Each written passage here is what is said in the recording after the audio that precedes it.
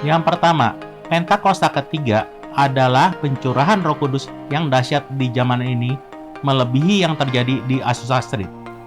Yang kedua, Pentakosta ketiga akan mengakibatkan penuaian jiwa yang terbesar dan terakhir sebelum Tuhan Yesus datang kembali. Yang ketiga, Pentakosta ketiga akan membangkitkan generasi Yeremia, yaitu anak-anak muda yang dipenuhi Roh Kudus, cinta mati-matian kepada Tuhan Yesus, tidak kompromi terhadap dosa, dan akan bergerak untuk memenangkan jiwa. Yang keempat, Pentakosta ketiga lahir di Indonesia dan bergerak ke bangsa-bangsa. Gerakan ini dari timur ke barat dan akan kembali ke Yerusalem. Yang kelima, Pentakosta ketiga memberikan kita kuasa untuk menyelesaikan amanat agung. Setelah itu, Tuhan Yesus datang kembali. Shalom saudara, pada Voice of Pentecost kali ini kita akan membahas mengenai siapa itu pemenang. Seringkali kita dengan cepat menilai keadaan luar seorang atau apa yang terlihat, lalu membuat kesimpulan. Apakah orang tersebut berhasil atau tidak berhasil? Misalnya ada orang yang sedang mengalami kesulitan keuangan, kesehatan, dan juga masalah-masalah yang lain, kita akan cenderung menyebutnya orang itu sedang mengalami kekalahan. Seorang yang kalah. Sedangkan sebaliknya, orang yang sedang berjaya, penuh berkat, kesehatan yang baik, keuangan yang melimpah, kita akan menyebutnya mereka sedang mengalami kemenangan. Seorang pemenang. Tapi pertama-tama, mari kita melihat dari sudut pandang firman Tuhan. Dalam 2 Korintus 2 ayat 14 disebutkan, tetapi syukur bagi Allah, yang dalam Kristus selalu membawa kami di jalan kemenangannya. Dengan perantaraan kami yang menyebarkan keharuman pengenalan akan Dia di mana-mana. Kita melihat dari ayat tersebut bahwa Kristus adalah sang pemenang. Jalan yang dilaluinya adalah jalan kemenangan. Bagaimana Kristus dapat menjadi sang pemenang? Apakah dalam pelayanannya, dari lahir sampai mati di kayu salib, Kristus tidak pernah mengalami kesusahan, masa-masa yang buruk, ataupun pencobaan? Kita tahu bahwa Alkitab menyatakan bahwa semuanya itu pernah terjadi. Bahkan yang namanya pengkhianatan dari orang-orang yang terdekat pun dialami oleh Kristus. Namun, apakah pengalaman buruk itu membuat Kristus mengalami kekalahan? Jawabannya adalah tidak. Kristus tidak pernah mengalami kekalahan sekalipun dalam berbagai pencobaan, tekanan, kesalahpahaman, dan penolakan dari banyak orang. Mengapa hal itu dapat terjadi? Karena dalam pelayanannya, Tuhan Yesus selalu mengikuti apa yang menjadi perintah Bapa. Yohanes 12 ayat 49 menyatakan, sebab aku berkata-kata bukan dari diriku sendiri, tetapi Bapa yang mengutus aku, dialah yang memerintahkan aku untuk mengatakan apa yang harus aku katakan dan aku sampaikan. Jadi kita mendapati dari firman bahwa dengan melakukan segala sesuatu yang diarahkan oleh Bapa, maka Kristus selalu mendapatkan kemenangan. Mungkin timbul pertanyaan, mengapa Kristus yang selalu menang pada akhirnya terlihat menderita dan kalah pada waktu disalib? Yesus terlihat tidak berdaya. Bahkan ahli-ahli Taurat mengejek Yesus karena hal itu. Juga seorang penjahat yang ada di samping Yesus waktu disalib. Namun firman menyatakan bahwa salib dan kematian Yesus bukanlah kekalahan sama sekali. Bahkan itu adalah sebuah kemenangan besar. Puncak kemenangan Yesus. Orang-orang melihatnya sebagai kekalahan karena memiliki paradigma yang keliru. Lalu, siapa pemenang itu? Pemenang adalah orang yang setia berada di dalam Kristus. Orang-orang percaya perlu mengerti bahwa yang paling penting adalah keselamatan dan setia di dalam Kristus. Namun perlu juga diingat bahwa iblis tetap bekerja dengan tipu muslihat supaya orang-orang percaya memperoleh kesuksesan dengan cara-cara di luar Kristus. Dengan tipu muslihat ini, orang bisa tanpa sadar semakin menjauh dari Kristus, menempuh jalan yang berbeda dengan Kristus, dan akhirnya terhilang. Ironisnya, dengan semua kesuksesan yang dimiliki, rasa membutuhkan Tuhan pun akhirnya tidak ada lagi. Iblis berusaha menanamkan bahwa kesuksesan dan kekayaan material adalah yang terpenting, dan itu menipu banyak orang. Ingat, Yesus adalah pemenang. Maka orang-orang yang ingin menjadi pemenang harus ada dan setia di dalam Tuhan Yesus. Pemenang adalah orang yang hidup dalam tuntunan firman dan Roh Kudus. Sebagaimana Kristus berjalan dalam tuntunan Bapa, kita yang rindu menjadi pemenang pun harus menjalani kehidupan yang sama. Bagaimana Bapa menuntun Yesus? Melalui firman yang disampaikan oleh Roh Kudus. Yesus dibaptis Roh Kudus di Sungai Yordan dan kemudian dipimpin oleh Roh Kudus dalam segala pelayanannya. Kita sangat membutuhkan tuntunan firman dan Roh Kudus agar dapat mengalami kemenangan. Orang yang berjalan dalam firman dan Roh Kudus pada hakikatnya adalah orang yang berjalan dalam jalan salib. Orang tersebut mengalami kematian daging, dan manusia rohnya semakin hari semakin kuat. Pemenang adalah orang yang menyebarkan pengenalan Kristus. Murid-murid Kristus diperintahkan untuk menyebarkan keharuman pengenalan akan Kristus kepada semua orang. Inilah tanggung jawab kita yang sesungguhnya. Mungkin kita tidak mau melakukan hal itu, merepotkan dan tidak nyaman.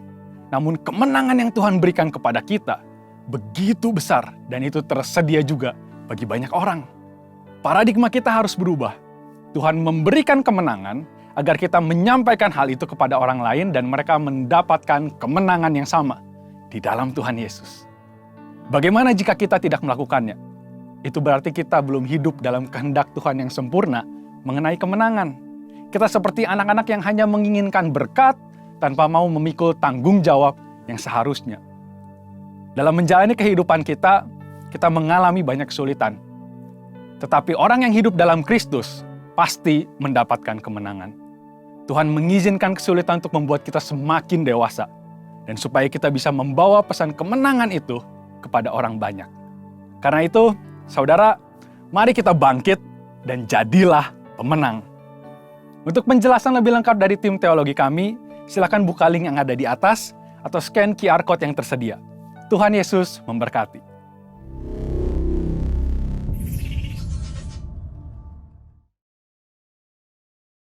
Mari saudara, saya ajak kita semua untuk sama-sama membaca Mazmur 91 dengan suara yang kencang dan juga dengan iman.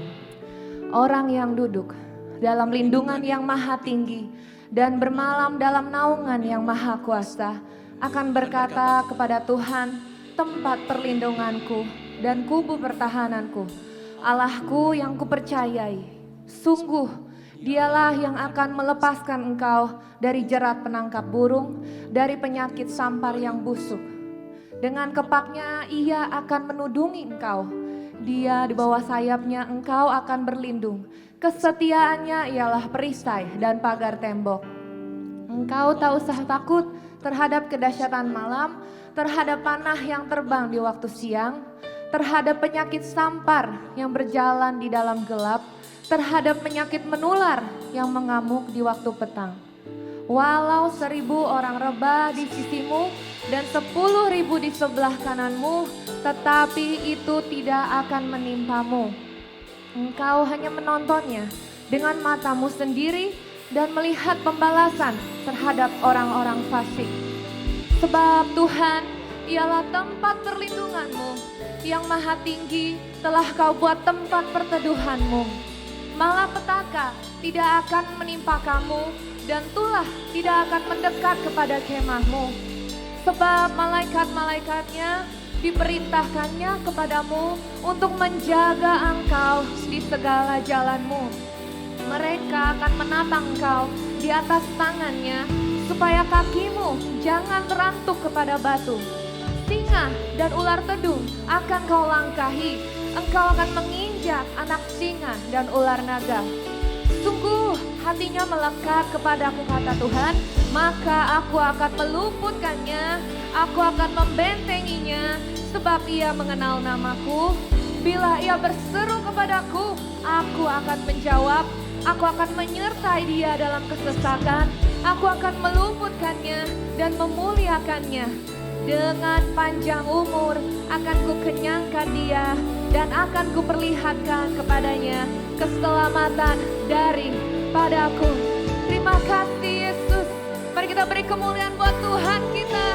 Haleluya.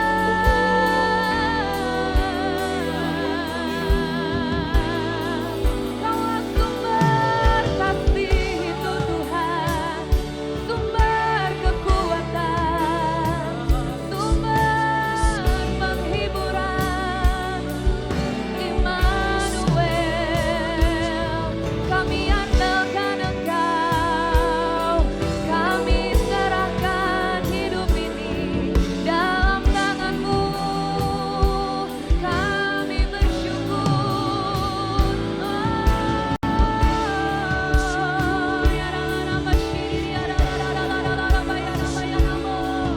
Hati kami limpah dengan syukur, hati kami limpah dengan kasih yang mula-mula dari-Mu, dari Yesus, Yesus. How we love you Jesus, how we adore you Jesus, how we love you Father. Teman yang terbaik, sahabat yang baik, itu Engkau ya Bapa, itu Engkau ya Tuhan. Kami bangga jadi anak-Mu We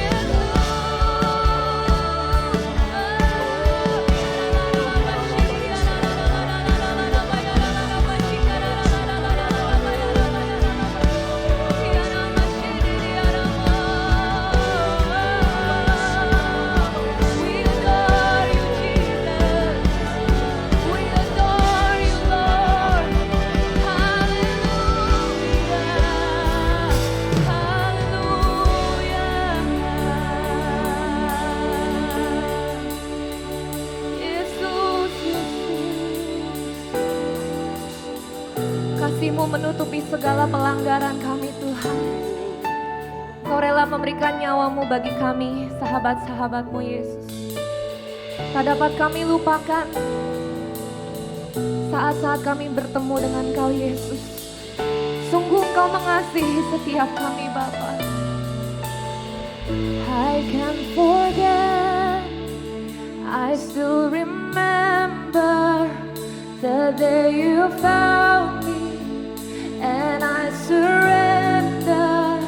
I am yours. Cover my shame and so my need.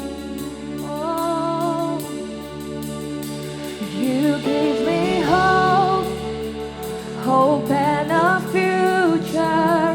My heart is yours, now and forever. I am loved only because you first loved me.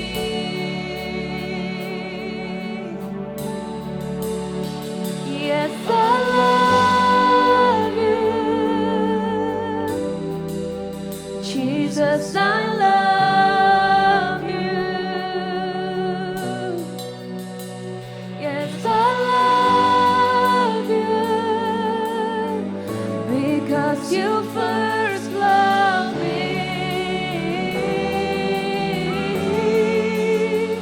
Yes, I love you, Jesus. Jesus, I love you.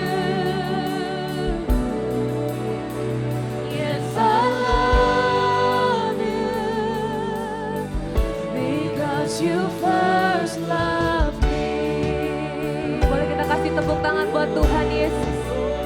Dialah sumber kasih itu buat setiap kita, saudaraku. Katakan your sacrifice is overwhelming. Suffer and die because you love me. I'm alive only through Christ who first loved me. One more time. Your sacrifice, oh Lord. Your sacrifice is overwhelming. Thank you, Jesus. Suffer and die because you love me. Now I'm alive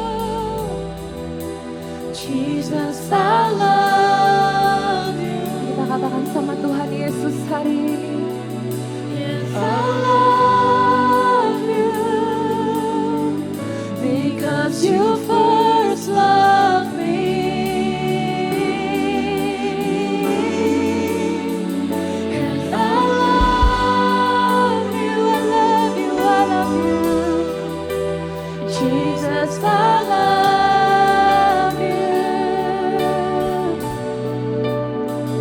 Yes, I love you. Because you first loved me. Say, because you first loved me. Because you first loved me. One more time. Because you first loved me.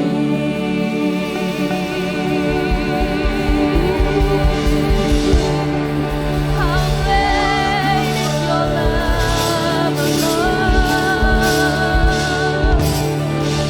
Begitu besar kasih-Mu Tuhan. Begitu besar kasih-Mu Bapa buat setiap kami, pribadi lepas pribadi. Kau gak pernah pandang hina kami, latar belakang kami. Kau hanya melihat hati kami, hati yang hancur di hadapan-Mu Tuhan. Kau mau pulihkan kami, Kau mau sembuhkan kami. Karena kami tahu kami punya Allah yang hidup. Hari ini biar kami rayakan kemenangan kami, rayakan sukacita kami bersama-Mu, bersama dengan saudara seiman di tempat ini Tuhan. Bangkitkan roh kami Tuhan, karena kami tahu kami diciptakan untuk menjadi pemenang, bahkan lebih dari pemenang. Terima kasih Yesus. Mari saudaraku yang siap memuji Tuhan lebih lagi, sama-sama kita katakan amin. Amin. Shalom, haleluya. Boleh kasih shalom juga ke sebelah kanan, kiri, depan, belakang saudara. Kasih senyuman yang terbaik. Kita mau rayakan Tuhan kita, Yesus. Nama di atas segala nama. Nama yang memberikan kita kehidupan, kesembuhan, pemulihan. Haleluya.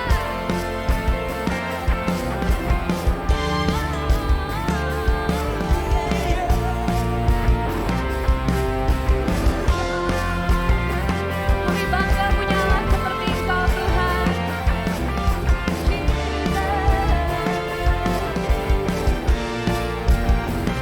Sama-sama katakan. Hidup yang kupilih membuatku berarti, karena Yesus Tuhan tempatku percaya dan berharap. Bukan mataku lihat sekelilingku, ku harus nyatakan kebenarannya yang membebaskan. Karena kuasa-Mu, karena kehebatan-Mu, ku dapat lakukan perkara besar yang Engkau janjikan. Yesus, Kau sahabatku. Yesus, Kau yang akan selalu berada di sisiku. Kau sumber kuatku. Yesus, Kau sahabatku. Yesus, Kau yang tak pernah jemu-jemu di sisiku. Sekali lagi katakan Yesus, Yesus, Yesus, Kau sahabatku. Yesus, Kau yang akan selalu berada di sisiku. Kau sumber kuatku. Yesus, Kau sahabatku. Yesus, Kau yang tak pernah jemu-jemu di sisiku. Kau sumber kuatku. Sama-sama serukan.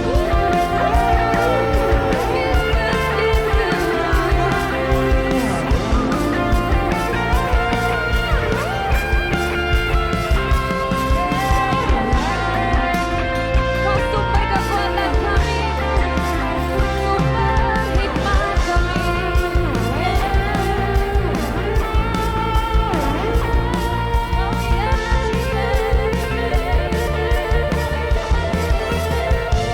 Saudara saja angkat pujian ini bersama yuk. Yesus, Kau sahabatku. Yesus, Kau yang akan selalu berada. Di mana saudaraku gak pernah gagal. Yesus yang kita sembah gak pernah tinggalin kita saudara. Kau sahabatku. Yesus, Kau yang tak pernah jemu-jemu di sisiku. Kau sumber kuatku. Yesus, Kau sahabatku. Yesus, Kau yang akan selalu berada di sisiku. Kau sumber kuatku. Yesus,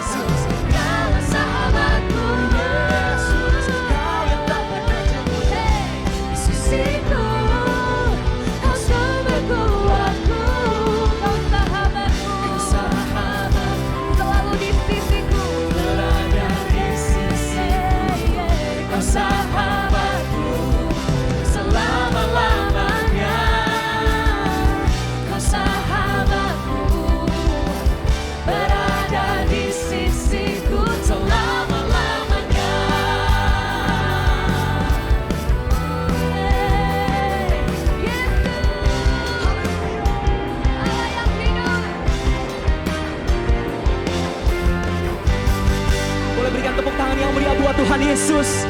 Kalau saudara mengakui Dia adalah Tuhan, kasih tepuk tangan yang meriah buat Dia. Mari saudara kita memilih untuk menyembah, memuji Tuhan apapun keadaan kita, saudara. Amin. Kita percaya, katakan amin. Come on.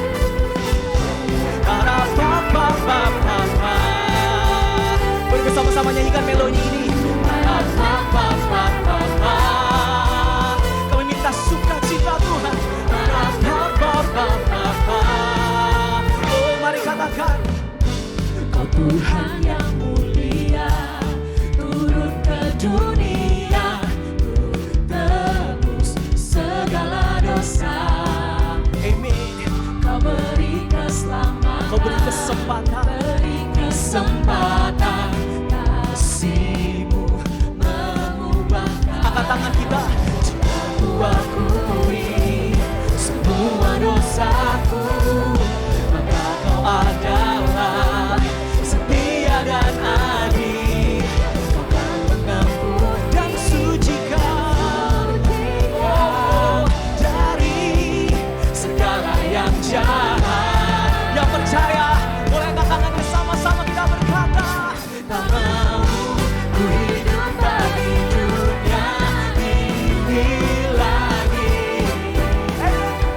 Ku tak ingin kompromi, tak ingin lakukan hal yang dapat dukakan hati. Biar ini jadi janji kita sama Tuhan, saudara. Tak mau ku hidup di luar tutur kata firman-Mu, oh, yang telah bebaskanku. Oh Yesus, kebenaran-Mu adalah pilihanku. Sorangan, haleluya. Kami bersuka bersorak Tuhan.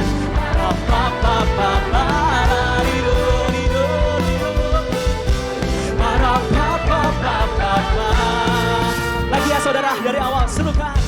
Kau Tuhan yang mulia, turun ke dunia, untuk tebus apapun yang kami perbuat di masa lalu Tuhan. Kau tetap memilih kami, menyelamatkan kami. Kesempatan kasih-Mu. Mari saudara datang dengan hati yang terbuka. Aku akui semua dosa. Ini ayat firman saudara. Dia adalah Allah yang adil dan setia.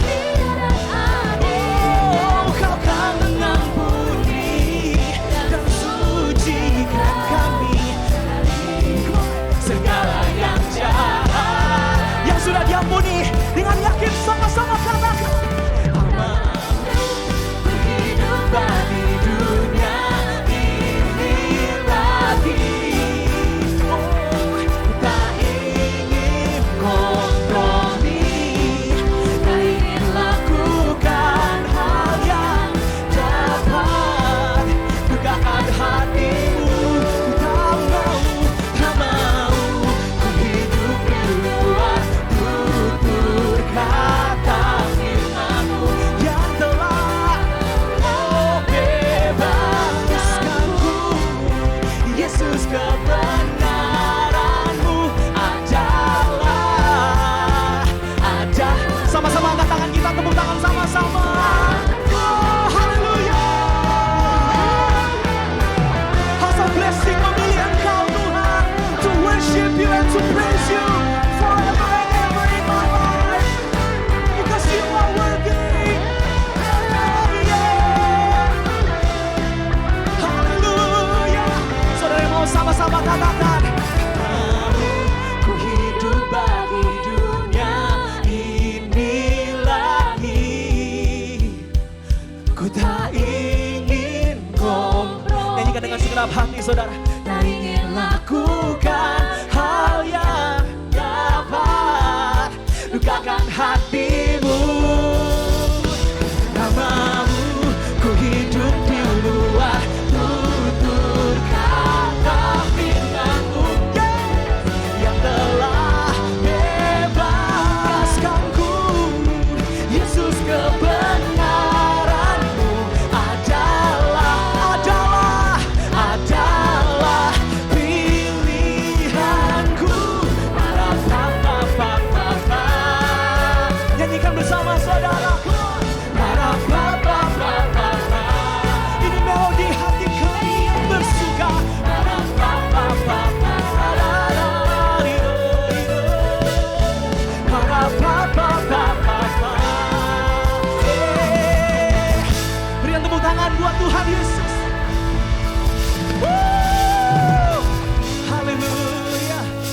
Sama-sama kita angkat kedua tangan kita, saudara.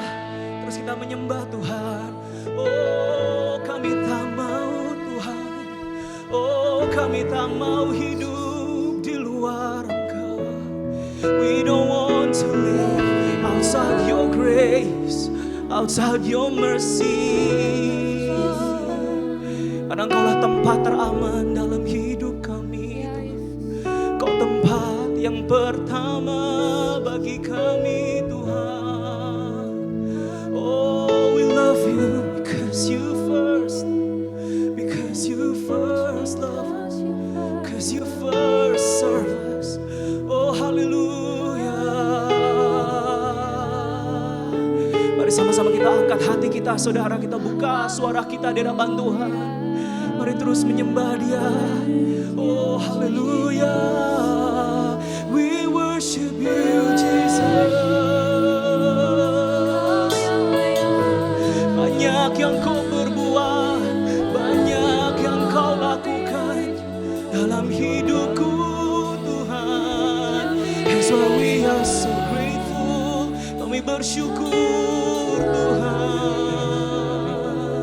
Oh, ralabaya shandaralabo. We worship you, we worship you, we worship you. Ya ralabaya shandaralabo. Kirabaya shande, ralabaya shandakaralabo. Kita mau terus mengagungkan Tuhan. Kita mau terus membangun tahta yang besar, saudara, agar Tuhan boleh turun bersemayam di atas puji-pujian umatnya Israel. Tuh hadirat Tuhan hadir di tempat ini. Maka kami tahu Tuhan Kau membebaskan kami yang terbelenggu dari pikiran-pikiran kami yang salah. Tuhan berikan kami perspektif yang baru, Tuhan Yesus. Terlebih dari Tuhan, apapun kami rindu untuk mengenal-Mu lebih dalam lagi, Tuhan. Mengenal-Mu adalah tujuan yang paling besar dan terutama dalam hidup ini, ya Tuhan. Kami mau semakin hari semakin lebih dekat dengan Tuhan. Mengenal isi pikiran-Mu, mengenal isi hati-Mu bagi kami, ya Tuhan. Bukan hanya kami meminta dan meminta, Tuhan, tapi kami satu hal yang kami minta pengenalan akan Tuhan. Kami minta pengenalan akan Engkau, Allah yang benar dalam hidup kami, ya Tuhan. Oh, haleluya, haleluya. Terima kasih, Tuhan. Oh, terima kasih buat segala karya-Mu. Mari bersama-sama kita berkata. Bila ku buka mataku dan lihat wajah-Mu, ku terkagum. Bila ku lihat hidupku dan karya tangan-Mu, ku tersanjung karena semua yang baik dalam hidupku itulah karya-Mu. Kau beri kesempatan yang baru dan ku ingin mengenal-Mu, Tuhan, lebih dalam dari semua yang ku kenal. Tiada kasih yang melebihi-Mu. Ku ada untuk menjadi penyembah-Mu. Siang hari ini Tuhan, kami rindu, jadikan kami penyembah-penyembah-Mu yang berkenan di hadapan-Mu. Mari katakan dari awal. Bila ku buka mataku dan lihat wajah-Mu, Tuhan, ku terkagum. Bila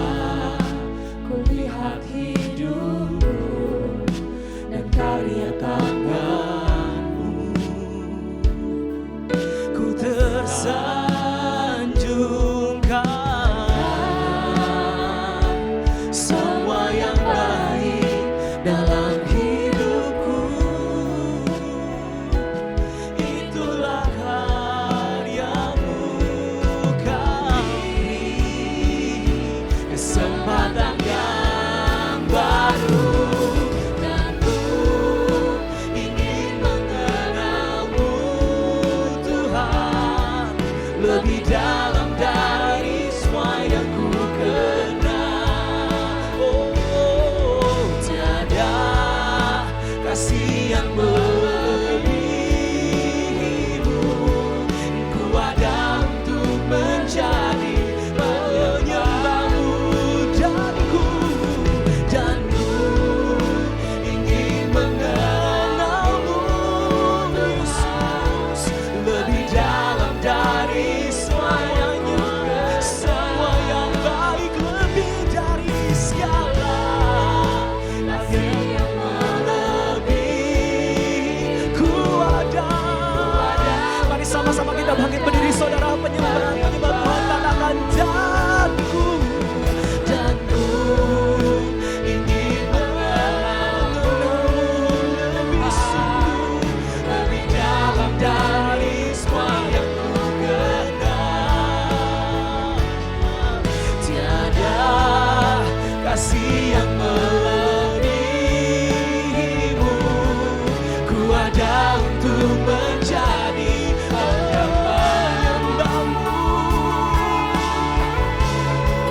Yes, we want you more than anything. We want you more in this life. Kami rindu Engkau lebih lagi, Tuhan. Nyatakanlah kehendak-Mu, nyatakanlah pribadi-Mu ya Tuhan lebih bagi kami. Oh, we open our eyes to see you.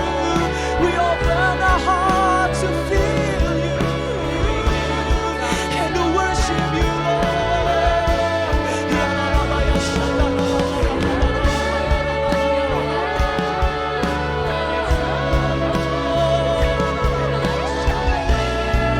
Apapun yang kami alami, Tuhan, gak ada yang dapat menghalangi kami dari kasih-Mu, dari cinta-Mu yang dalam, dari kasih-Mu yang ajaib, dari pengampunan-Mu yang mulia. Oh, we praise you, we praise you, we praise, and we love you, we love you. Ya Rabba, ya Shalom, ya Shalom. Lebih lagi terus menyembah Tuhan, saudara.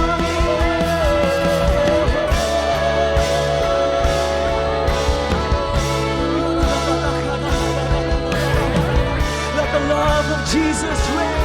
Biar kasih-Mu menguasai seluruh tempat ini, Tuhan. Menguasai seluruh ruang hati kami, ya Tuhan.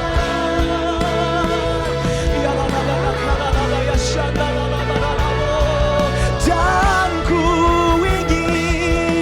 Dan ku ingin mengenalmu, Tuhan, lebih dalam dari semua yang ku kenal. Ini janjiku, tiada kasih yang melebihi. Tiada Tuhan, tiada Tuhan. Oh, dan ku ingin mengenalmu, Tuhan, lebih dalam dari semua yang ku kenal. Tiada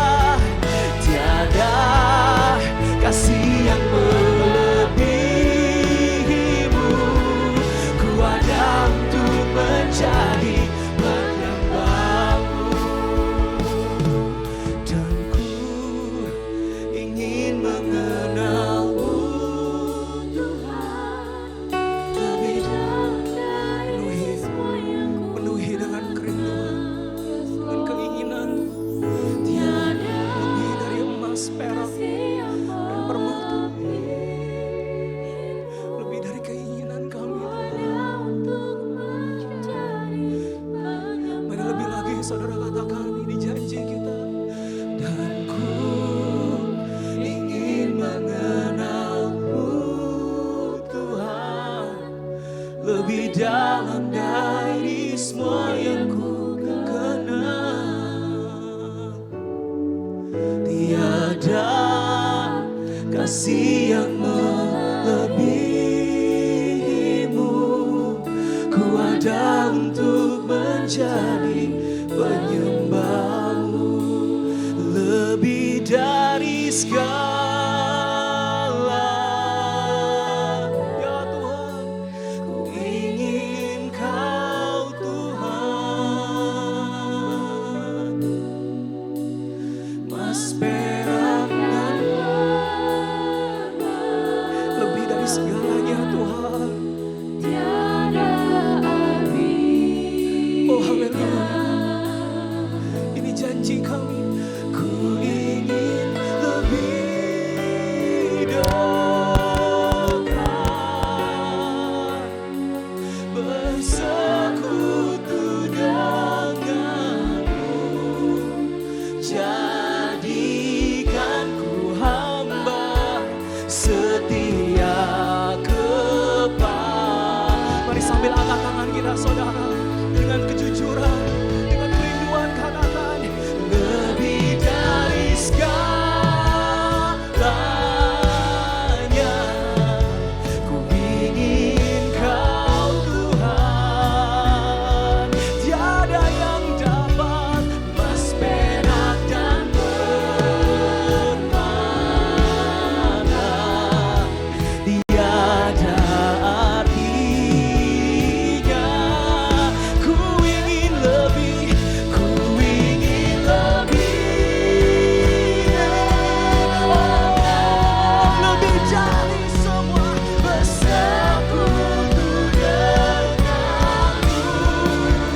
Jadikan ku hamba setia kepada. Oh, ini seruan hati kami. Yeah. Lebih dari segalanya,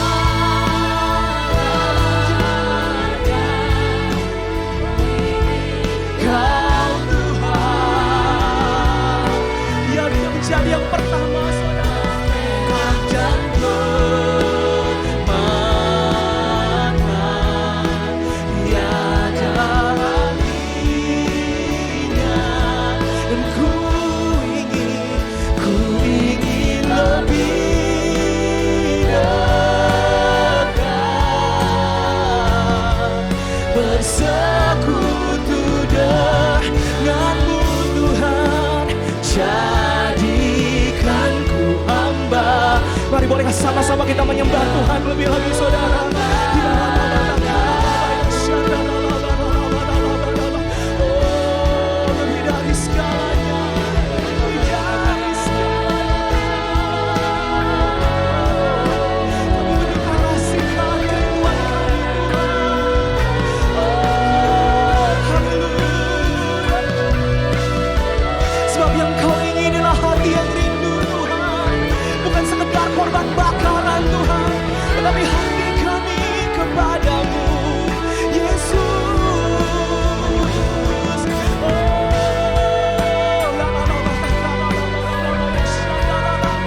Haleluya. Sama-sama kita angkat tangan kita, katakan lebih dari segalanya. Ku ingin Kau Tuhan. Lebih dari segalanya, lebih dari segalanya. Ku ingin Kau Tuhan. Oh, emas, perak dan permata, katakan tiada artinya Tuhan dibandingkan dengan cinta-Mu bagi kami. Jesus, ku ingin lebih dekat, bersekutu denganmu. Jadikan ku hamba setia kepadamu. Lebih dari segalanya, lebih dari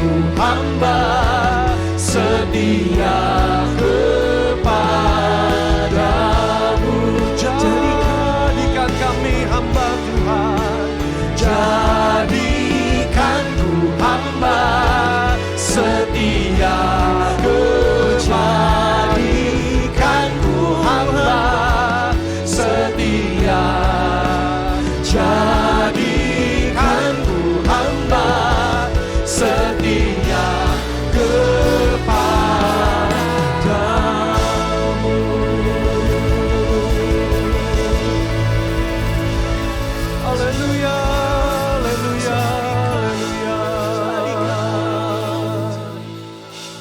Terima kasih Tuhan. Kami nikmati hadirat-Mu Yesus. Bawa kami lebih dalam Tuhan. You're my everything. Your love is better than wine, oh Lord. Tiada yang lain selain Engkau. Mari Bapak Ibu kita bawa persembahan yang terbaik kepada Tuhan siang hari ini. Mari kita ambil waktu, kita bawa korban ucapan syukur. Kita bawa korban pujian kepada Tuhan. Sebab Dia yang layak, Dia yang layak. He is worthy to be praised. You are worthy to be worshipped. Your love is better than wine, oh God. Koralaba yada yara laba shidi yara laba laba laba laba laba laba laba. Ini yara laba yara mo. Ini yara laba laba laba laba laba laba laba laba laba laba laba laba laba. Yesus. Ini yara laba yara yara laba laba laba laba laba laba laba laba. Kami minta hadirat-Mu melawat kami. Jamah setiap kami Tuhan. Jamah setiap kami. Pulihkan yang terluka. Oh ralaba yada yara laba laba laba laba shidi yara laba laba laba laba. Oh ralaba yada yara laba shidi yara laba laba laba laba laba laba laba laba laba. Kami menikmati hadirat-Mu Yesus.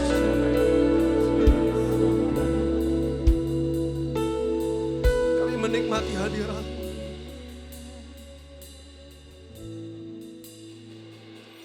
How I love you Lord, I love you Lord, with all of my heart. I love you Lord, how I love you Lord, I love you Lord, forever I love you Lord, how I love you Lord, I love you Lord, with all of my heart. I love you Lord, how I love you Lord. Mari Bapak Ibu masing-masing kita panggil nama Yesus.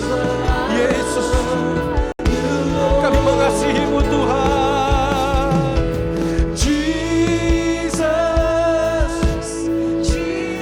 Jesus, You are the one I love. Jesus, Jesus, forever I love you, Lord. Jesus, Jesus, Jesus, You are the one I love. Jesus, Jesus, forever I love you, Lord. Forever I love, forever I love you, Lord. Forever I love you, Lord. Forever I love you, Lord. Mari beri kemuliaan bagi Tuhan. Haleluya, haleluya, haleluya. Yesus, Yesus Tuhan. Bapak kami datang ke tempat ini Tuhan. Membawa satu korban ucapan syukur, korban pujian. Menonton, tapi kami menyaksikan kuasa Tuhan. Kami menyaksikan kebaikan Tuhan dalam kehidupan setiap kami Bapak. Bapak berkati setiap mereka Tuhan, setiap kami yang membutuhkan pertolongan Tuhan. Terlepas dari apapun yang terjadi, tetap kami katakan, kami mengasihi Tuhan. Bapak, urapi hamba-Mu yang akan berbicara pagi hari ini. Urapi kami semua yang mendengar. Biar firman ini membukakan hidup setiap kami. Memulihkan setiap keluarga di tempat ini. Ada satu mercy Tuhan mengalir tempat ini. Ada kasih karunia Tuhan mengalir tempat ini. Kami mau buka hati kami lebar-lebar Bapak. Roh Kudus, Kau yang beracara di tempat ini. Dari awal sampai akhir Tuhan yang urapi. Terima kasih Bapak. Roh Kudus Engkau cengkram setiap kami. Kami siap masuk dalam kebenaran firman-Mu Bapa.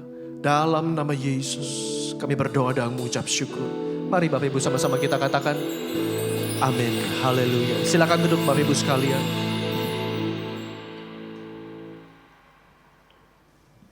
Shalom saudara. Hari ini I'm prepare something special. It's a month of February, saudara. Although we don't celebrate Valentine, walaupun kita nggak merayakan Valentine, tapi saya rasa bulan ini juga bulan yang pas untuk kita berbicara mengenai kasih. I'm preparing sermon about how to find a true love in a relationship. Saya mau berbicara kepada saudara yang hari ini single, saudara yang hari ini pacaran, dan juga kepada bapak ibu yang sudah lama menikah atau saudara yang baru menikah.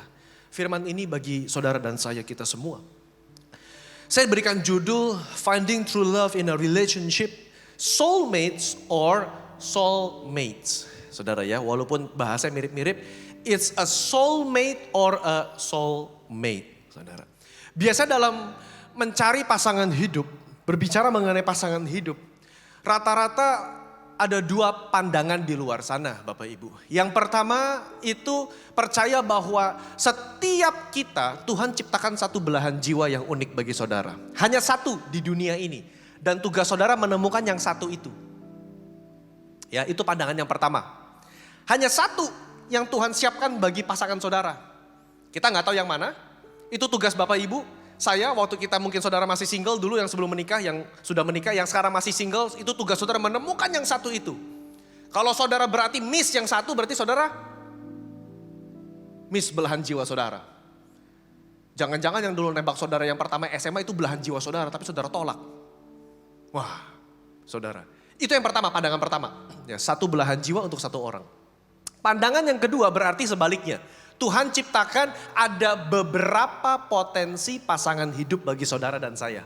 Dan Tuhan bekerja dengan kehendak bebas saudara dan saya untuk saudara memilih dengan tuntunan Roh Kudus mana yang Tuhan siapkan bagi saudara. Nggak usah angkat tangan, saudara menurut Bapak Ibu yang mana? Yang pertama, apa yang kedua? Hanya ada satu yang Tuhan siapkan yang pas cuman satu. Cuma satu aja. Berdoalah yang satu itu Tuhan tidak ciptakan di benua Afrika saudara. Ya dong, kalau nggak berat di ongkos dong saudara. Ya kalau Tuhan ciptanya di sono kan ribet kita saudara. Ya kan kalau bisa sama kota gitu, kalau bisa. Hanya satu. Atau yang kedua, sebetulnya ada beberapa pilihan.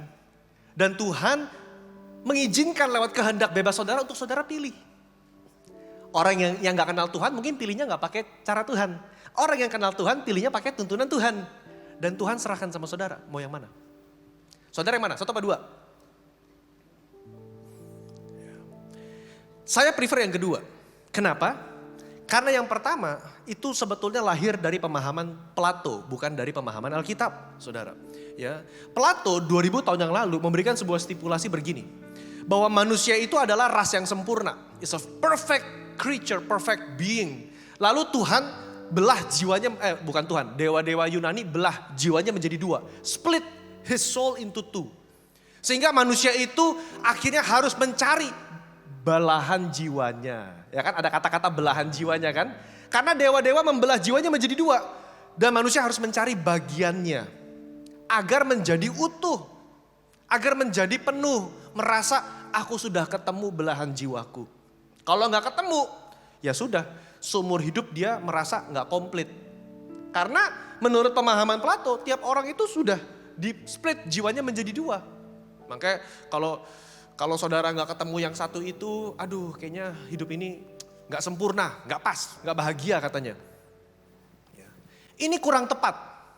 Kenapa? Karena kalau kita percaya pemahaman ini, maka artinya orang-orang yang hidupnya single, kita yang hidupnya itu mungkin memang memutuskan untuk tidak mau menikah, maka kita tanda kutip curse mereka seumur hidup gak sempurna dong. Berarti seumur hidup mereka gak komplit dong. Seumur hidup merasa gak utuh dong. Karena kan udah kebelah jiwanya. Di dalam Alkitab saudara gak akan pernah menemukan perintah wajib menikah. Ada ayatnya? Gak ada. Karena pernikahan is a gift.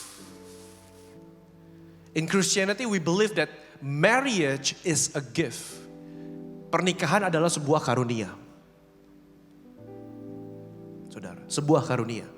Karena Yesus berkata ada orang-orang yang hidupnya sendiri, selibat, melajang untuk kepentingan kerajaan Allah.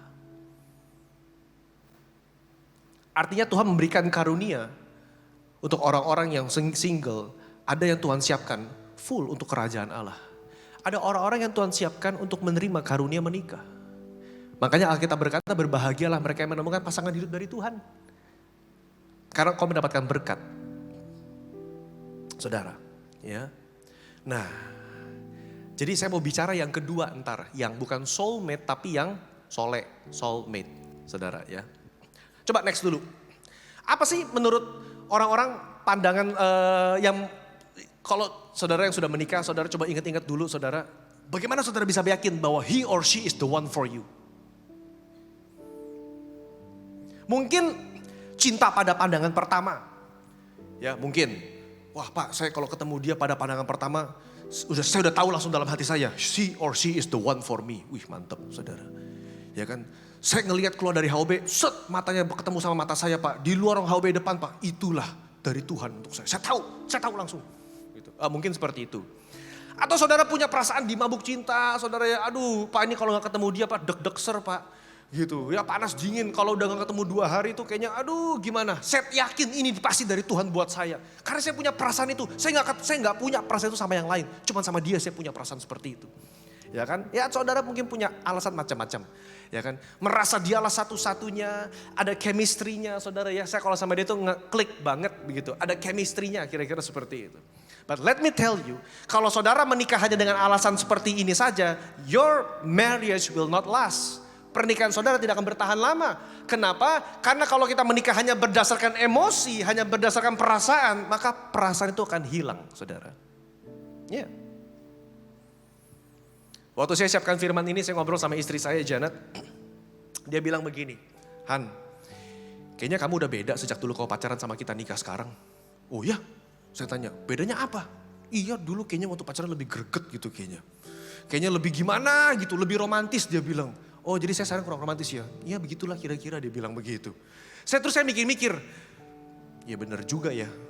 Apa yang saya lakukan dulu waktu berusaha mendapatkan dia, ternyata beberapa hal itu gak saya lakukan lagi sekarang. Karena pemahaman saya sudah, ya udah dapat ya udah selesai gitu. Ya kan, tapi bagi dia itu kayaknya turun gitu, kayak cintanya turun gitu. Perasaannya turun, padahal saya baru 7 tahun nikah saudara. Mungkin kalah dengan bapak ibu yang sudah lebih dari 20 tahun menikah. Tapi baru 7 tahun aja udah berasa turun saudara. Nah artinya begini, kalau kita menikah hanya karena alasan-alasan tadi, ya kan kalau saudara konseling sama Pak Pendeta, kenapa kamu menikah sama dia? Di mabuk cinta Pak. Saya gak ketemu perasaannya seperti sama yang lain. Hanya sama dialah Pak. Satu-satunya yang paling mengerti saya. Kurang kuat. Alasannya kurang kuat saudara. Untuk that marriage will last long. Saudara. Karena pemahaman dunia seperti itu. Ya kan. Ada satu perasaan kayak wah. Begitu perasaannya hilang. Ayo gimana? 1 dari 3 pasangan Kristen di Amerika cerai. Karena tadi gak dapat perasaan deg-degsernya lagi saudara. Udah 15 tahun nikah, udah 10 tahun nikah, perasaannya hilang. Duh kayaknya you are not the one for me deh. Dulu ngomongnya you are the one for me. Sekarang udah 10 tahun you are not the one for me gitu. Udah perasaannya udah hilang. Saya mesti cari yang lain yang ada getar-getar listriknya lagi gitu saudara. Jadi kecanduannya kecanduan getar listriknya saudara. Apakah itu yang kita namakan sebagai cinta? Bukan saudara. Itu perasaan saudara. Itu perasaan, bisa come and go. Tapi kekristenan ketika perasaannya turun, yang naik apa saudara? Komitmen cintanya naik. Komitmen, saudara, komitmen. Saya tulis begini, When we get married for trivial reasons, we tend to seek divorce for trivial reasons. Ketika kita menikah untuk hal-hal yang sepele, maka saudara kemungkinan akan mencari alasan untuk bercerai juga karena hal-hal yang sepele. Kenapa mau nikah sama dia? Because of the money, karena uangnya, karena cantiknya, karena kayanya, karena skillnya, karena koneksinya, karena keluarga besarnya. I don't know. Tapi ketika saudara menikah hanya karena itu, maka saudara tidak akan menemukan alasan yang cukup kuat untuk mempertahankan pernikahan itu sampai maut memisahkan. Karena alasan menikah di awal yang karena ya cuman hal yang sepele, trivial reasons, saudara. Dan kekristenan kita nggak mengajarkan itu, saudara. It's not enough even if you ask, will you marry me? Hanya karena engkau adalah belahan jiwaku, ya secara romantis dalam suasana kencan lagi nembak, oke lah boleh lah saudara ya. Namanya lagi propose gitu kan, masa kasih keluar ayat Alkitab lagi propose kan susah juga saudara. Ya kan lagi nunduk, berlutut gitu kan, sesuai dengan 1 Timotius 4 ayat 12 dan kejadian ini kan ya ribet juga saudara ya. Cuman untuk bertahan lama, kita gak bisa hanya memakai alasan-alasan seperti itu saudara. Kalau kita tanya kenapa kamu mau nikah sama dia, itu alasan romantis semua. Saudara pernah dengar alasan dalam konseling kenapa orang mau cerai? Berbeda dengan awal mereka nikah. Beda semua alasannya saudara. Karena dia gak mengerti saya Pak. Saya merasa diintimidasi, saya dikontrol sekali. Control freak Pak. Atau dan lain sebagainya. Saudara. Karena itu Alkitab memberikan a better, a more biblical definition of soulmate. Yang saya tulis namanya soulmate, saudara. Apa sih arti kata soul? Alas kaki, sepatu, saudara. Soul, alas kaki. Ya. Kalau soulmate itu pemahaman bahwa yang bisa memenuhi belahan jiwa kita hanya satu orang. Dan tugas kita adalah menemukan dia sampai ketemu. Nah saudara jangan salah ya, kalau saudara udah nikah, udah stop cari yang satu lagi saudara. Udah percayalah yang sebelah itu saudara satu-satunya udah. Ini saya ngomong buat yang belum nikah saudara. Ya, kalau yang udah nikah udah Pak, apakah ada kemungkinan satu lagi ketinggalan Pak di benua lain Pak? Yang saya mesti cari. Udah gak usah berimajinasi, percayalah yang sebelah itu udah satu-satunya. Karena udah nikah saudara, udah gak bisa turning back. Tetapi kalau cuman hanya itu gak cukup. Karena definisi pernikahan ngapain? Bukan cuman beradu cinta saja. Tetapi soulmate, teman berjalan. Namanya kan juga alas kaki, sepatu. Teman berjalan. Yang bersama-sama menghidupi kebenaran firman. Yang bersama-sama saling memproses satu dengan yang lain. Sebagaimana besi menajamkan besi, maka orang menajamkan orang. Ngapain Pak tujuannya? Bukan hanya untuk mencari kebahagiaan, tapi untuk hidup serupa seperti Kristus. Itu Bapak Ibu. Itu jadi kunci jawaban kalau konseling saudara. Oh saudara, kalau ditanyakan kenapa menikah sesuai dengan kata Pak Dio. Kita diproses menjadi serupa seperti Kristus. Pasti saudara lulus langsung konselingnya saudara. Haleluya. Tapi itu, saudara. Kalau saudara mau tanya, Pak apa definisi kekristenan mengenai menikah? Tujuan nikah itu apa? Telosnya itu apa? Ya itu, saudara. Teman berjalan, pewaris tahta kasih karunia. Yang bersama-sama baik dalam susah maupun senang, suka maupun duka, sehat maupun sakit. Bukan hanya untuk menikmati kenikmatan dunia, bukan. Tetapi bersama-sama memenuhi panggilan Tuhan dalam hidup kita berdua. Yang bersama-sama mau diproses menjadi serupa seperti Kristus. Karena itulah alasan Kristus mati bagi gerejanya. Kristus mati bagi gerejanya bukan hanya untuk gerejanya itu, jemaatnya itu, mempelai perempuan yaitu saudara dan saya, untuk kita hanya menikmati perasaan, emosi. Enggak bisa. Perhatikan, kekristenan saudara kalau hanya berdasarkan perasaan dan emosi akan sangat cepat goyang. Betul gak? Oh iya. Kalau kekristenan hanya berdasarkan perasaan deg-deg ser, bulu kuduk merinding. Cuman itu toh. Nah kalau gak dapat perasaan itu gimana? Oh goyang. Maka dibutuhkan kebenaran firman. Sama, pernikahan juga sama. Begitu saudara menikah hanya karena alasan, ya perasaan saudara ya kan, butterfly in the belly gitu kan. Aduh Pak. Saya waktu itu bilang sama Janet bilang begini, dulu waktu pacaran baru baru anterin pulang ke rumah 5 menit langsung di WA. Udah sampai kamar belum? Tuh saudara langsung di WA saudara, baru drop. Udah sampai kamar belum? Belum, masih di tangga dia bilang begitu saudara. Udah sampai di kamar udah beres-beres, video call lagi. Bukan video call, zaman dulu masih 1 megapiksel kamera depan, masih blur saudara. Zaman belum video call, masih zaman Skype dulu. Siapa yang Skype dulu? Tahu Skype gak Bapak Ibu? Zaman Skype dulu sama zaman cuman voice call saudara ya, zaman voice call. Saudara, teleponan terus, udah nyampe rumah, padahal udah kencan seharian, nyampe rumah gak capek saudara, masih mau teleponan lagi. Coba bayangin saudara, coba sekarang nanya, udah nikah 7 tahun, masih begitu gak? Kayaknya udah enggak saudara ya. Ya udah sebelah kita tidur bareng mungkin ngapain lagi. Masa voice call di sebelah ranjang saudara kan lucu ya. Gitu. Chatting malam-malam. Say, udah tidur belum? Di chatting langsung bangun. Belum tidur. Padahal udah tidur saudara. Kalau sekarang kan tanya udah tidur belum? Udah jangan ganggu besok capek gitu kan. Nah beda udah saudara. Nah kalau kita hanya ngejar itunya doang, perasaan-perasaan itu, it will not long last saudara. Gak akan bertahan lama. Saudara. Jadi bagaimana dong? Ya, soulmate. Ya. Apa definisi cinta menurut Alkitab? Apa definisi kasih? Saya nggak tahu saudara nanti 14 Februari ngajak makan pasangan saudara apa enggak. Cuman ini topik boleh dibahas lagi, candlelight dinner saudara. Boleh dibahas sedikit, dalam dikit oke lah saudara. Ya kan? Apa sih cinta menurut kamu? Nah coba tanya itu dulu saudara. Apa sih cinta menurut kamu? Apa cinta menurut Alkitab Bapak Ibu? Ya aku cinta kamu. Iya maksudnya apa aku cinta kamu? Maksudnya apa aku cinta kamu? I love you itu maksudnya apa? Yesus memberikan definisi paling akurat. Top of the top.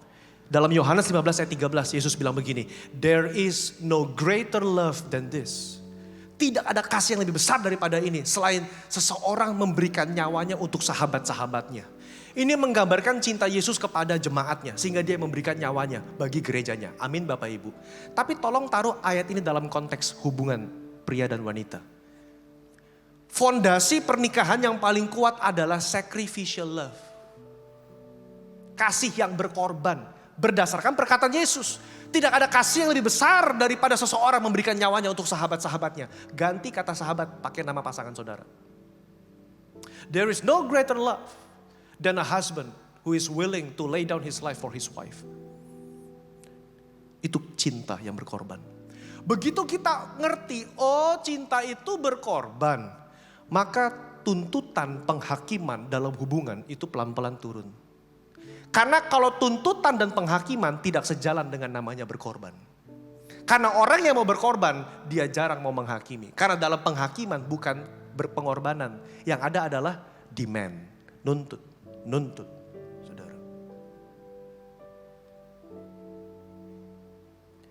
Nah kita mau bahas, apa sih sacrificial love atau kasih yang berkorban? Yang pertama, sacrificial love is not based on feelings. Tidak berdasarkan perasaan. Ini menggambarkan kasih bukan sebagai emosi, tetapi sebagai komitmen bersama. Bapak Ibu. Ya. Bukan lagi ada deg-degsernya, bukan lagi kita mengejar perasaan-perasaan getaran listriknya saudara. Ya. Bukan lagi hanya saudara sebatas emosinya, tapi sudah sebagai sebuah komitmen. Sebagaimana Kristus berkomitmen mengorbankan nyawanya untuk gerejanya. Demikian saya mengorbankan hidup saya untuk kebahagiaan kamu. Saudara pernah berpikir enggak?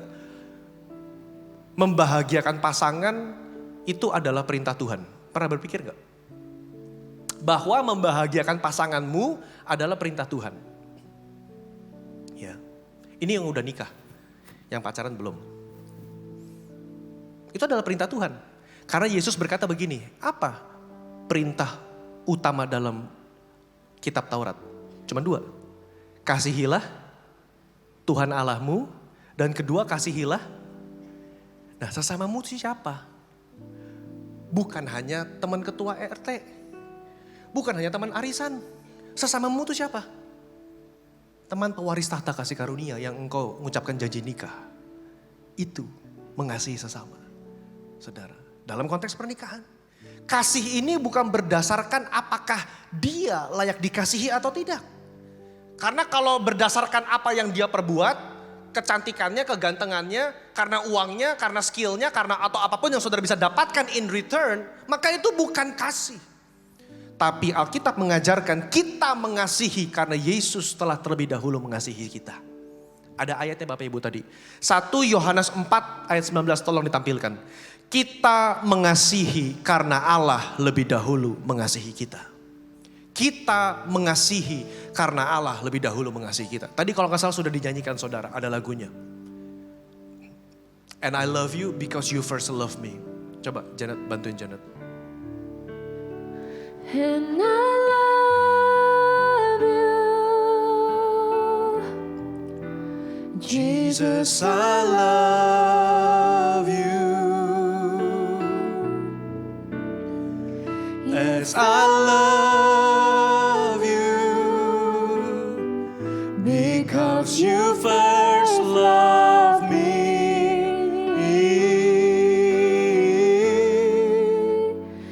And I love you. You-nya itu ke pasangan saudara loh itu. Jesus, I love you. As I love you,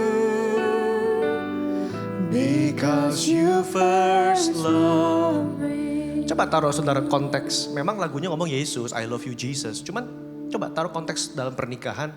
I love you sayang, karena Tuhan mengasihi saya terlebih dahulu. Itu jauh lebih kuat sebagai fondasi pernikahan ketimbang saya tuh cinta kamu karena ini. Nah begitu saudara gak dapatkan itu, cintanya hilang. Setuju gak? Karena kan transaksional. Saya cinta kamu, dulu tuh kamu tuh begini, sekarang udah gak ada ya gimana? Hilang. Itu gak kuat saudara, karena orang bisa berubah. Bisa sakit, ekonomi bisa turun, keadaan bencana bisa datang, musibah bisa hadir. Kalau kita mendasarkan karena ada apanya, it's not strong enough. Tapi kalau kita mendasarkan pernikahan, I love you because Jesus loved me. Karena Yesus mengasihi saya terlebih sangat, makanya aku harus mengasihi kamu. Bapak Ibu pernah gak kita minta ampun sama Tuhan? Tuhan saya minta ampun Tuhan untuk ini udah dosa udah kesekian kali. Terus tiba-tiba Tuhan ada suara datang. Stop, udah selesai kasih karuniaku bagimu. Udah gak ada lagi kata ampun-ampunan. Saya udah capek. Kau minta ampun, bertobat untuk dosa yang sama. Terus menerus, selesai. Saudara, geter gak kalau Yesus ngomong begitu? Habislah kita saudara. Tapi Yesus gak pernah begitu kan? Setiap kali saudara bertobat minta ampun, kasihnya mengampuni saudara. Dia hapuskan tuh dosa saudara dari timur ke barat. Dia lempar dosa saudara jauh-jauh. Dia hapuskan dari merah seperti darah menjadi putih seperti salju saudara. Dia hapuskan. Karena Yesus mengasihi saya sedemikian rupa, maka saya mengasihi pasangan saya sedemikian rupa. Fondasi pernikahan Kristen adalah kasih Kristus. Momen di mana saya dan Janet suka berantem adalah momen di mana saya sedang jauh dari Tuhan. Karena saya gak mengalami kasih Kristus. Tapi momen di mana saya mengalami kasih Kristus, itu berantemnya berkurang. Betul, saya gak bohong. Jadi bukan butuh healing kembali kedua kali saudara. Bukan soal healing ke Singapurnya. Bukan soal healing beli tasnya lagi saudara, bukan. Bukan soal, kayak kita kurang greget, kita mesti cari satu experience biar mengalami kasih kita seperti pacaran. Bukan, udah bukan soal itunya saudara. Tapi bagaimana mengaplikasikan kebenaran firman dalam pernikahan saudara. Itu challenge-nya, dan saya gak bilang mudah. Karena itu, next. Sacrificial love is not because of. Bukan karena ada sesuatunya. Dalam Lukas 6 ayat 32 sampai 33 dan 36, Yesus berkata begini. Kalau kamu mengasihi orang yang mengasihi kamu, apakah jasamu? Karena orang-orang berdosa pun berbuat demikian. Kalau kamu berbuat baik sama orang yang berbuat baik kepada kamu, apakah jasamu? Karena orang-orang juga berbuat demikian. Nah, sekarang tolong praktekkan ini dalam pasangan kita.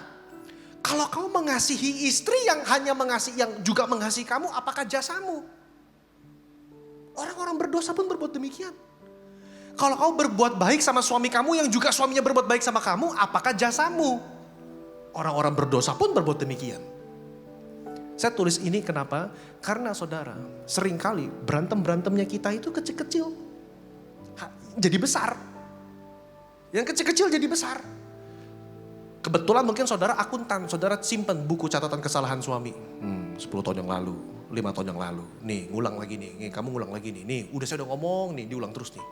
Saudara, kalau kita punya pasangan yang sempurna, itu seperti di drama Korea saudara. Ya kan, bodinya bagus, cantik, ya kan, senyum terus lagi saudara di drama gitu saudara kan. Udah full permak mukanya, udah pokoknya decak banget ya saudara. Gitu. Karakternya juga gitu lagi keren gitu saudara ya kan.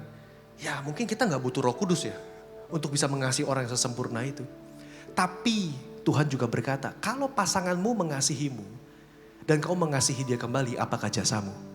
Tapi ketika dia sulit dikasihi, ketika engkau berdoa, Tuhan ini orang kau susah amat ya dikasihi Tuhan. Dan engkau tetap mengasihi, jasamu besar di sorga. Ketika kau berbuat baik dan dia gak berbuat baik. Kan kita 4 saudara. Saya udah berkorban, saya udah begini, dia gak begitu. Udahlah gak usah lah. Nah kata Tuhan, apakah jasamu? Orang dunia pun begitu. Makanya Tuhan bilang, hendaklah kamu murah hati sama seperti Bapamu adalah murah hati. Murah cinta maksudnya. Giving out grace every day, day by day. Next. Sacrificial love bukan karena ada apanya atau because of, but is I love him or her anyway. Next dong. Mudah untuk mencintai pasangan yang sempurna. Coba saudara baca tulisnya tuh. Yang pertama pengalaman pribadi saya. Janet nanya saya, Han, kamu inget gak dulu pakai baju apa saat pertama kali pacaran? Nah loh saudara, ini jawab salah bahaya nih saudara. Bener saya lupa saudara, baju apa yang saya pakai ya? Saya udah lupa saudara, terus dia nanya, berarti kamu gak menganggap penting, kamu lupa itu. Ya namanya cowok sayang saya juga, saya gak tahu bapak-bapak di sini. Cuma saya lupa baju saya pertama kali kencan apa saya lupa saudara. Gitu, terus tapi dia ingat saudara. Saya, oh iya betul-betul itu saya bilang, ya itulah pokoknya saya bilang, itu saya ingat saudara, ya kan. Mudah untuk mengasihi orang yang rajin membelikan bunga. Karena saya bilang kebetulan kamu nikah sama orang punya toko bunga. Sebelum kencan pasti ngambil mawar dulu dari toko, ya kan, nih gitu. Ya kan mudah mengasihi pasangan yang kalau lagi pegel dipijetin. Kebetulan saudara, bahasa kasihnya servis, dipijetin, makin sayang, makin cinta saudara. Ya kan. Berusaha memasak makanan kesukaan pasangan, servis. Waduh, ini pasti merasa dikasihi banget. Kalau saudara quality time, pasangan ini gak pernah miss setiap minggu meluangkan waktu. Sayang, hari Sabtu setengah hari. Saya gak golf, saya gak tenis, it's just for you baby. HP saya matiin. Gimana gak senang saudara. Kan kenyataannya gak suka begitu saudaranya. Realitinya kan gak suka begitu. Dan sebagainya. Kalau saudara ketemu pasangan seperti ini, gak butuh Roh Kudus untuk kita mengasihi dia. Gampang. Saudara, setuju gak? Gampang. Fisiknya pas, saudara. 50 tahun menikah, fisik gak berubah, saudara. Ya kan gak kayak backpack begitu kan. Tetap six pack, saudara ya kan. Wah luar biasa dah, saudara. Fisik udah enak dilihat, sedap, saudara. Ya kan, secara karakter juga luar biasa, ya kan. Bisa jago semua, wah. Tapi itu kan bukan realita kehidupan. Next. Bagaimana kalau pasangan kita terkadang lupa ulang tahun saudara? Dia ingat sih, cuma lupa beliin kado. Nah tuh saudara. Kesel gak? Bukan cuma sekali, udah 3 kali lupa ulang tahun pernikahan lagi. Waduh. Lupa meluangkan waktu, udah janji mau pergi ke puncak. Lupa ada janji main golf sama teman-teman cowoknya saudara. Lupa berantem lagi saudara. Sibuk dengan pekerjaan, berkali-kali mengecewakan. Tidak menghargai pengorbanan yang kita buat. Ya kan si Pak Su udah pulang, udah capek dari kantor, pulang ke rumah, taruh tas blek gitu. Terus tanya, kamu ngapain aja di rumah? Wah istri udah makin marah saudara. Tuh cek CCTV saya ngapain di rumah. Gitu saudara.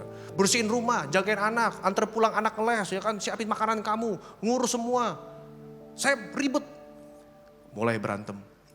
Gak sesuai ekspektasi. Saudara itulah kejadian yang real. Dan saudara butuh Roh Kudus untuk bisa mengasihi seperti ini. Dan inilah yang namanya kasih yang berkorban. Bapak Ibu, ada amin. Karena dikatakan kasih yang berkorban adalah saya mengasihi kamu anyway. Sekalipun, bahasa Indonesia sekalipun. Sekalipun kamu lupa, sekalipun kamu mengecewakan, sekalipun punya kelemahan, aku tetap mencintai kamu. Kok bisa? Karena Yesus mengasihi saya terlebih dahulu. Itu lebih kuat Bapak Ibu. Poin yang terakhir. Sacrificial love is giving out mercy every day. Dalam kitab Mika pasal 6 ayat yang ke-8, ini ayat bagus banget. Apa yang dituntut Tuhan daripadamu? Selain berlaku adil, mencintai kesetiaan, dan berjalan dalam kerendahan hati dengan Allahmu. Ada kata yang kedua, to love mercy. Apa yang Tuhan mau daripada kita? To love mercy.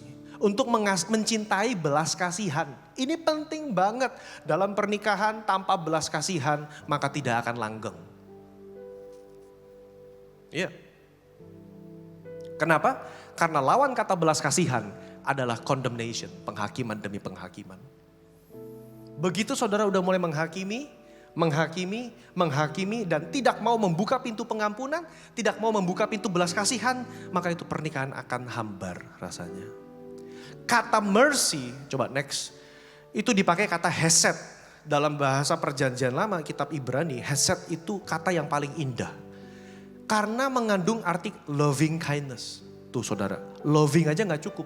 Kindness aja gak cukup, mesti digabung. Loving kindness, kasih setianya Tuhan. Dalam kata hesed mengandung arti kata loyalty, forgiveness. Dan Tuhan minta kita to love mercy. Kamu harus mencintai hesed. Maksudnya apa? Kalau pasangan kamu kurang ini, kurang itu, gak sesuai ekspektasi. Kau cuma punya dua pilihan, mau menghakimi atau memberikan hesed. Saudara yang sedang dalam struggling dengan pernikahan, you have two options. Saudara mau terus menghakimi atau saudara stop dan berkata, saya mau belajar memberikan belas kasihan. Karena Tuhan terlalu baik sama saya. Udah, saudara. Saudara ke konselor juga pasti ujung-ujungnya itu.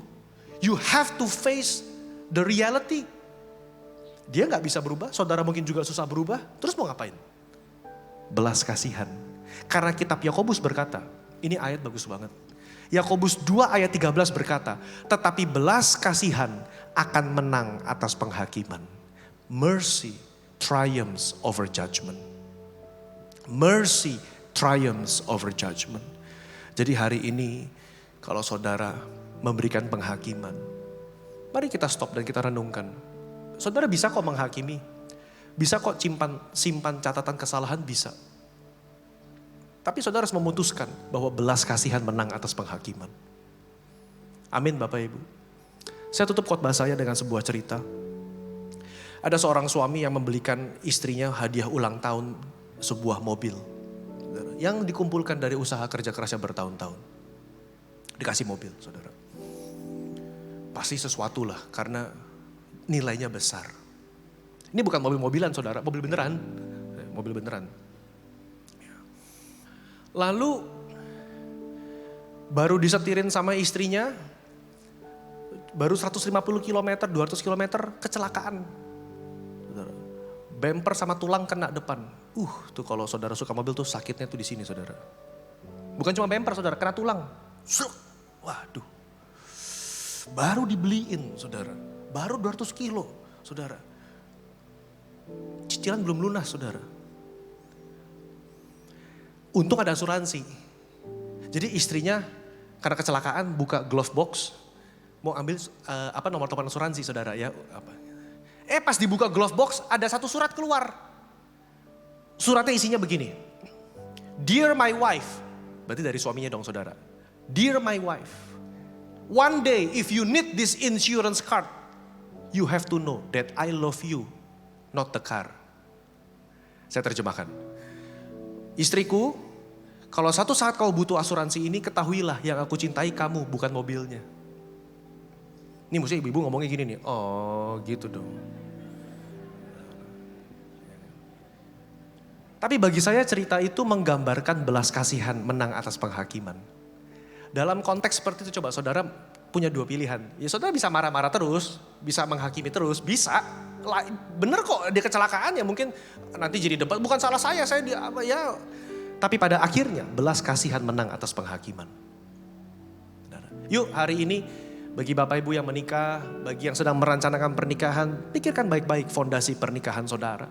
Pikirkan kenapa saudara mau menikah dengan dia. Apakah definisi cinta saudara sudah benar? Atau hanya karena sebuah transaksional karena saya mau sesuatu dari dia.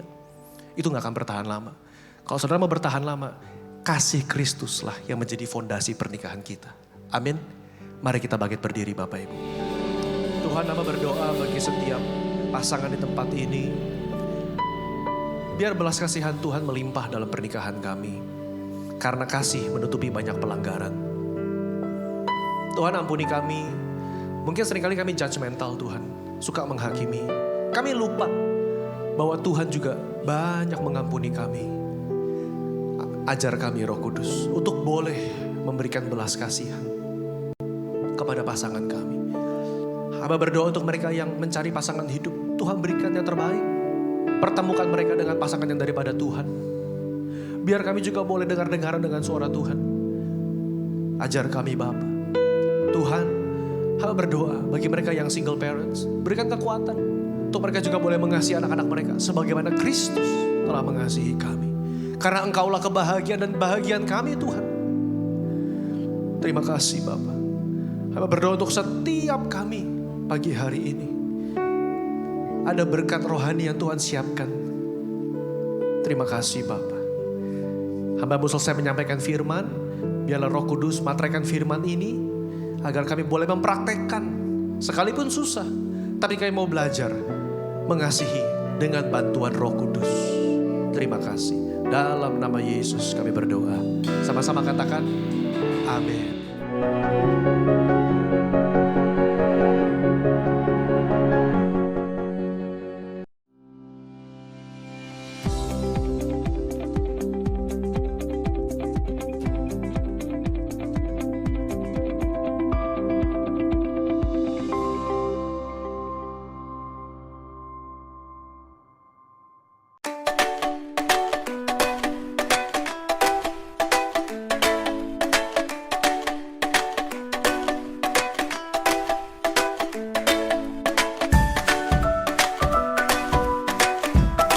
Hadirilah ibadah Onsite Women in Christ setiap hari Kamis pukul 10 pagi di GBI Puri Indah Mall, basement G4, zona merah. See you church. Hadirilah webinar Economic Insight 2023 dengan tema Pemberdayaan Ekonomi Jemaat di Tengah Tantangan Krisis Ekonomi Global. Diisi dengan narasumber Dr. Insinyur Niko Nyoto Raharjo, Dr. Rubin Ade Abraham, Lo Keng Hong, dan masih banyak lagi. Webinar ini diadakan setiap Rabu yang dimulai dari tanggal 8 Maret sampai 29 Maret 2023 setiap pukul 7:30 malam. Webinar ini gratis ya. Untuk informasi lebih lanjut, silakan WhatsApp ke nomor 0878 9736 0009. See you church.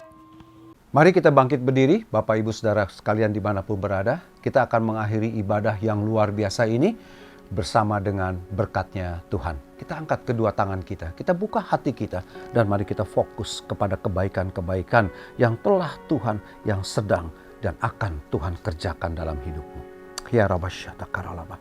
Dalam nama Bapa, Anak, dan Roh Kudus, kekasih umat pilihan Tuhan dimanapun kau berada, terimalah damai dan sejahtera yang berlimpah-limpah, cinta kasih dan anugerahnya yang melimpah turun atas hidupmu.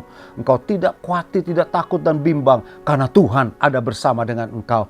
Dan yakinlah bersama dengan Tuhan, apa yang tanganmu kerjakan, Dia buat jadi baik dan berhasil. Bersama dengan Tuhan, kemana engkau pergi melangkah, keberuntungan mengikuti engkau. Agar nama Tuhan Yesus dipermuliakan dan hidupmu bisa jadi berkat buat banyak orang yang berkekurangan. Di keluargamu, di kotamu, dan bahkan di negeri ini Indonesia, sampai ke seluruh penjuru bumi ini. Mulai hari ini sampai selamanya. Dalam nama Tuhan Yesus, yang percaya Tuhan itu baik, sama-sama kita berkata, amin. Haleluya, haleluya, puji Tuhan. Selamat beraktivitas. Dan tetap ingat ya akan setiap kebenaran firman Tuhan yang sudah kita renungkan hari ini. Amin.